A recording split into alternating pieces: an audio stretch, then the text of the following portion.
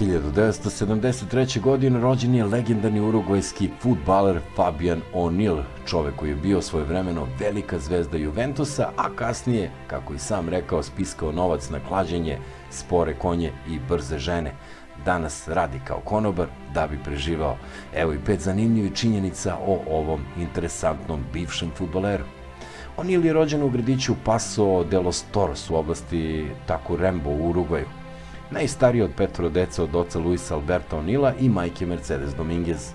Inače, potomak je Michela O'Neilla, Irca iz Korka, koji se doselio u Urugvaj davne 1837. godine. O'Neill je profesionalnu karijeru započeo u Nacionalu, koji se takmičio u prvoj ligi Urugvaja, a u prvom timu je bio u periodu od 92. do 95. godine. 96. potpisuje za Cagliari u Italiji, u kome ostaje do 2000. kada prelazi u Juventus.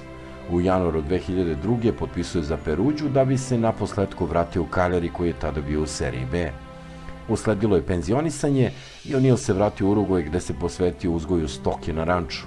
Međutim, u januaru 2003. je odlučio da se vrati najvažnijoj sporednoj stvari na svetu, te opet potpisuje za Nacional, ali za urugvajskog prvoligaša u toj sezoni nastupao je samo 5 puta. Dok sam bio igrač Cagliarija, namestio sam utakmicu s Kijevom. Jednima i drugima je odgovarao Remi dok smo se borili za opstanak. Od čelnika svojih klubova dobili smo i nagradu za opstanak u ligi. Dogovorio sam Remi s kapitenom Kijeva kao i sa svojim saigračima. Još smo išli u kladionice da uložimo novac na nerešen rezultat. U 87. minutu smo poveli 2-1 preko Diego Lopeza. Prišao sam mu i rekao, ispravi ovo, budi krivac za primljeni gol ili će nas razapeti. Onda smo do kraja meča ipak primili gol, rekao je Urugvajac. On je istakao da je namestio jednu utakmicu dok je igrao za Peruđu. Bio sam kapiten Peruđe, dogovorio sam rezultat i opet smo se svi kladili. Sve je prošlo kako smo se dogovorili. On je na kraju rekao da je tokom igranja u seriji A vodio lični rat sa brojnim fudbalerima, a pre svega Gennarom Gattusom.